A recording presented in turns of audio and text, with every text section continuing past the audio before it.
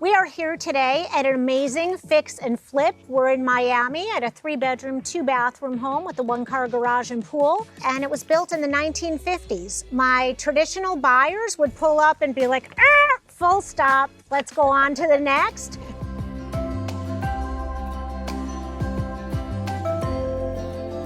I'm Ellen Mitchell, your heels on the ground in the Miami-Fort Lauderdale area.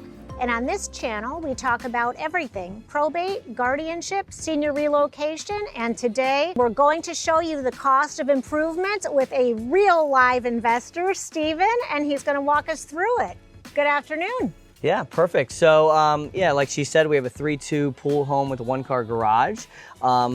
Most people would not look at this property as something they would want to dive there right into. But today we're going to go through the details of what we do, how we improve it, how we beautify the property, and also a lot of the costs and timelines of what we do as well. Thanks so much for involving me, Ellen. I appreciate it. My pleasure. Okay, as we pulled up today, we had one dump truck pulling off and we've got another dump truck pulled up. What does that tell you? Tells you that there are a lot of things that need to be removed from the house, and we are on day 2 or day 3 of emptying the house? We're on day 3 of this property. There was a lot of stuff going on inside the house as far as trash removal, furniture, and things of that nature, and even some memorable stuff for the seller. So we try to create a situation where it's easy, you know, between your team and our team. We make it simple for the seller to move on to the next step, which is, you know, selling the property and you know, us getting involved and doing what we do as far as flipping the property. So the seller's out of state. They're not here to empty the property, and the most common thing that I hear from sellers is, I don't even know where to start. And that's where we come in. That's where Steven comes in. Can you walk us through the front of the home, what we see now, and what upgrades that we can expect to see? Okay, so the first thing we do when we see a property, we look at the big things, right? The roof, the electrical, and the plumbing. So right here, if you look at this little section, we just did a plumbing inspection for the septic tank. It came back that it was good. However, we do have to redo the drain field. You know, and the drain field quote's coming in here shortly from the septic inspection company. Can you give a range of what you think that'll be? So to do a full septic replacement, removal, permitted, nicely done with a professional company, you're looking about somewhere between $12,500 to $15,000. Great. So we just got that started the other day. We're in the mix of actually getting our roof quotes. Obviously, we have a lot of landscaping we need to do to make it have great curb appeal. So we're gonna be ripping up all the grass over here, putting all new sprinklers, all new sod. Obviously, we gotta remove that tree that was cut in half. Maybe a storm got to it. So I see that they are original awning windows, and some of the investors that I work with do not replace the windows, but if you want maximum tax credits for the buyer and maximum buyer appeal, you're going to replace the windows and doors to make them impact resistant. So can you kind of talk us through that process and price? I was gonna say everything you just said. When you go to resell the property, you want to make it attractive to new buyers and homeowners. You gotta get tax credits and insurance credits as much as you can, right? You gotta make it attractive, make sure you have a quick resale. So we always do the windows, impact windows. I would say if we were going per window, that's kind of an odd way to like price it out, but you're looking somewhere between $300 and about $800 per window to replace, I would say, with labor and materials.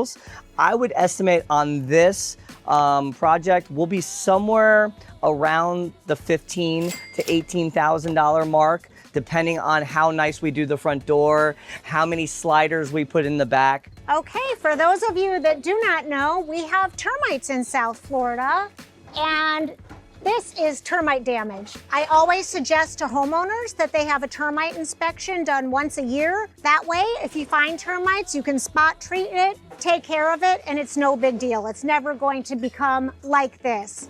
Or you can just wait and let it go and have it continue to eat up your home. And that gets into our roof structure, and the roof here needs to be replaced. So the termites, just to give you some cost perspective, you're looking somewhere between $1,300 and $2,200 to get it tented. You do get a year warranty on that. So for most of our fix and flips, we go ahead and just tent it for the new client to be happy.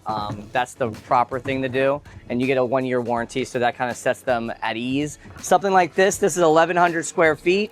You're probably looking at somewhere between, my cost would probably be about $12,000, somewhere in the retail world, maybe closer to $15,000 or $16,000 for a new shingle roof. Let's take a look inside. What we're not going to be able to capture is the smell. So you can just pretend that you can smell the animals, the dirt, the filth, but lucky for you, you can't. Unfortunately for us, we can.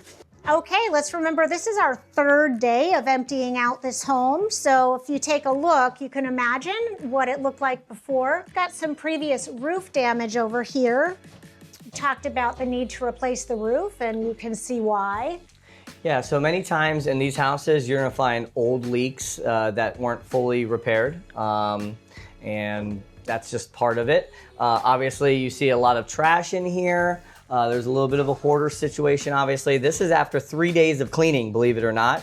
And we're still here. We probably have 3 full dump trucks of trash and furniture. But we're on the last day of cleaning this up, and we'll be ready to start demo and things of that nature. I can't fail to mention the old school wood paneling. I remember when that was like really a thing a really, really long time ago, like in the 70s and 80s, but apparently here it's still really a thing. Absolutely, absolutely. So obviously this is coming down. We're either gonna just do a half wall with some sort of overhang here to make it kind of like a little sitting bar area, or we're probably gonna do an island. It really depends on how we feel after we demo the project. If you come into here, this is gonna be more of your formal dining room area. And we are going to replace this door right here to make sure it's a slider and hurricane impact. And then of course that will give you a beautiful natural light and you'll be able to see right to the pool area and your backyard. We are gonna end up closing this because what's gonna happen when we close this door, I mean, there's no need for a door here and a door here, but what happens is we're gonna get a lot more counter space for the kitchen. So it's gonna make it a little bit bigger and a little bit more elaborate, and it's gonna be a nice fit for the next family. And then, like I said, we'll probably do an island right here. And cabinet space as well, right? Yeah, all the cabinets, we're gonna close this. Cabinets are gonna go wrap around the whole thing. That's now gonna be open. You got your natural light coming from here. And I think it's gonna, be very symmetrical compared to how it's very choppy right now, which was like a thing back in the 50s and 60s. Even up to the 90s, if you look at those houses, they put walls where they don't belong anymore. So of course we're gonna have an open concept kitchen. All right, let's go over to the bedrooms. We are going to pass the very fancy bathroom here. Make sure you watch your step. Yeah, definitely watch your step. Is that gonna be a tub and shower or shower only? Yeah, so what we usually do is one will be with a tub and one will be a stand-up shower, because most families, if they have children or small children or plan on having children, it's always best to have a tub in the house. So we always do one each way. I found that as well. My husband did not want to put a tub in our house when we gutted it, and I was like, no, we can't just think about ourselves. We have to think about grandchildren and future home buyers. Exactly. So. Of what we're gonna do in this bedroom, it's a 3-bedroom, so all of them we pretty much do the same thing. We're gonna obviously remove any of these AC units that are in the wall, the windows. We're gonna take out the fan. Some investors leave a fan and just put that up. We feel it's more modernized if you take the fan out, put central AC, and put hi-hats in here. It gives it, first of all, it makes the room feel bigger because you don't have something hanging from the roof.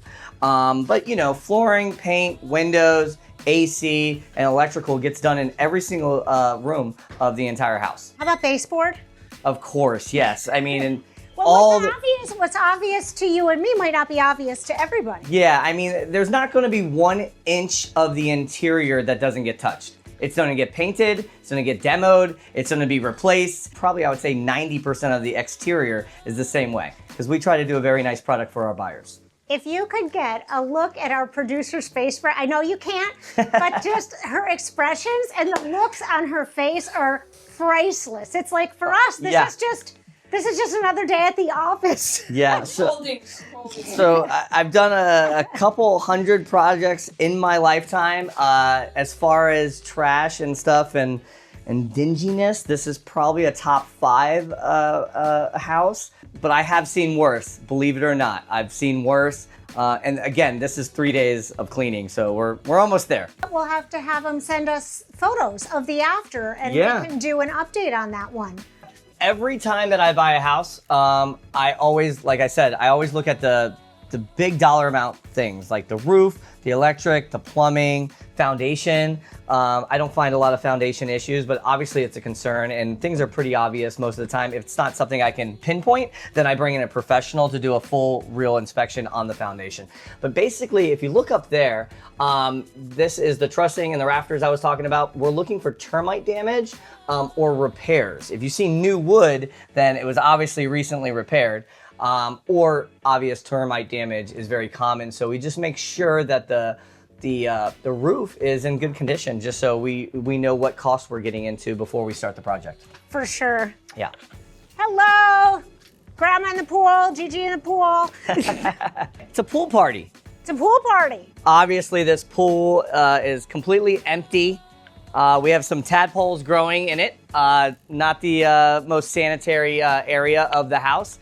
Probably not the worst though either. So we're gonna completely redo this pool, add new tile, new marcite, plumbing, potentially electric, depending on what's going on with the electric system and the lights. I mean, obviously we're putting a new light in. To give you a ballpark figure, the pool itself, we're probably somewhere just south of $10,000 to make it look beautiful. It's a very big pool. I don't know if you can see it. It's probably 7 or 8 feet deep over there. We're on the shallow end. They don't build them like that now. Renovate, make it look pretty, and then we also will remove the coping. This is kind of like an old school look, you know what I mean? So we'll remove that, and then we'll go flat all the way to the outside. Depending on what you do, can cost anywhere from $5 to $15 a square foot. You know, a lot of times what we'll do is just do a really nice overlayment of the concrete that's here and do almost like a stamped concrete look, but something that's very modern and looks really good. You paint it, you kind of almost have like an artist come in and paint it when you're done, and it just looks beautiful. A lot of times we'll do that here, and we'll also match the driveway and the walk up so it all correlates together and look really nice at the end of the project. And you mentioned the cost would be just south of about $10,000 to redo this. What do you anticipate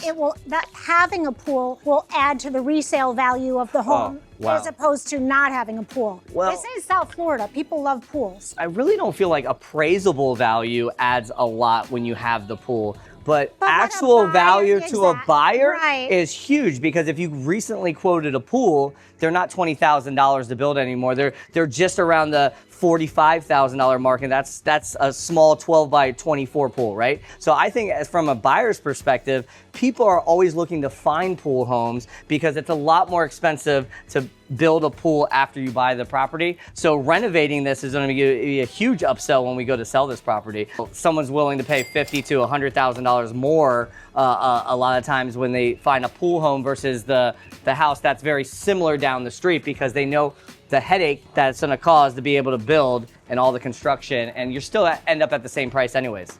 Well, and with all of the costs rising every day, we don't even know what the cost is going to be down the line to add a pool. It's very, very true. Very true. This is like a little heat capturer. So we are going to head out of the pool. Starting to sweat it out.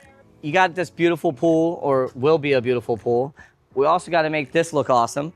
So obviously That's going to be an amazing outdoor entertainment area. Absolutely. I mean, we don't put outdoor bars or anything like that, or kitchens, because you never know what the homeowner would want to do. They want to customize it themselves. But we'll just make it nice and clean.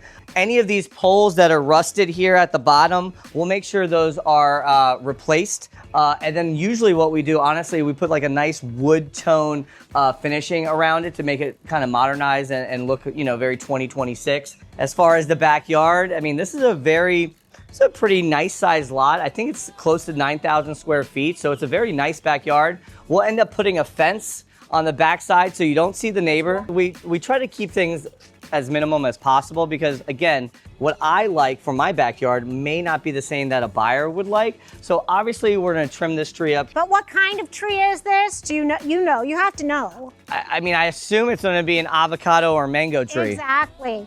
It I mean, looks like a mango tree to me. So this is gonna bear great fruit. So we just don't want to remove it, but we want to clean it up. Yeah, we'll trim all this and lift this all up. We'll put all new sod and sprinklers in, and we would also add a privacy fence on any of the sides that don't have a fence.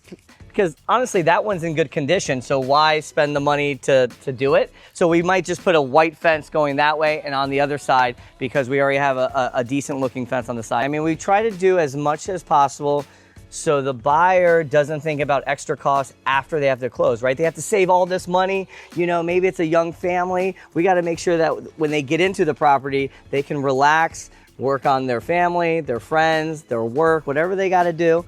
So we try to eliminate as many costs after closing as possible when we do our renovations. Let's do a little recap, talk about purchase the house for about X, we're gonna put in about Y, we're gonna sell it for about Z, and about how long is it gonna take from the day that you close on the house to the day that the house goes on the market, just more or less. We know things always come up. Okay, so let's talk numbers. That's one of the things that I do very well because I go and analyze all the properties and I see how much things are gonna cost as far as renovation. And then we base our cost on what it could resell for and what we have to purchase it for, right? So we subtract all these numbers. So I would just give you a ballpark figure. We're gonna be spending to purchase this property $350,000. Okay, we're gonna put in about $120,000 on this renovation because it needs everything. It needs a roof, needs plumbing, electrical, full renovation inside with your kitchens and bathrooms, paint, pool renovation. But this is probably about a 3-month project for us. So let's just add those numbers together. If I stay in budget, 350 plus 120, that's 470, right? $470,000. And we're gonna sell it for right around 550,000, which is about the market right now. And then we have some resale costs, right? Because a realtor is gonna bring a buyer, which is gonna be, you know, their percentage with their closing costs. We're probably looking at somewhere between a $40,000 and $60,000 profit if things go well. And that means that you have to buy it right and you have to be really, really good on the numbers because any substantial differential is gonna cut into your bottom line like this. Absolutely. And another thing with a project like this, there's always surprises. So that's why the renovation, we try to put it up as high as possible where we think we're safe, but we usually go over somewhere between 5 and 10%. On a bad flip, maybe 15%. At the same time, we try not to cut corners because if you cut corners, you're not getting the high resale side. So, I mean, this would probably be a house that's listed a little bit above 550, but ultimately we would settle for 550 after all of our costs and all of our purchasing prices. And just to mention, this house has a lot of really good additional benefits. It would be available for an FHA buyer, which means the buyer could come in and put 3.5% down payment. I expect a 3-2 one-car garage with a pool in this area in Miami. I expect it to sell within the 30-day mark very quickly. It's gonna be very hot. It's gonna be the best product in this neighborhood when we put it up on the market, for sure. For sure. If you like this new tour format, let us know so that we can create more videos like this. We really want to give you what it is that you're looking for. See you on the next one.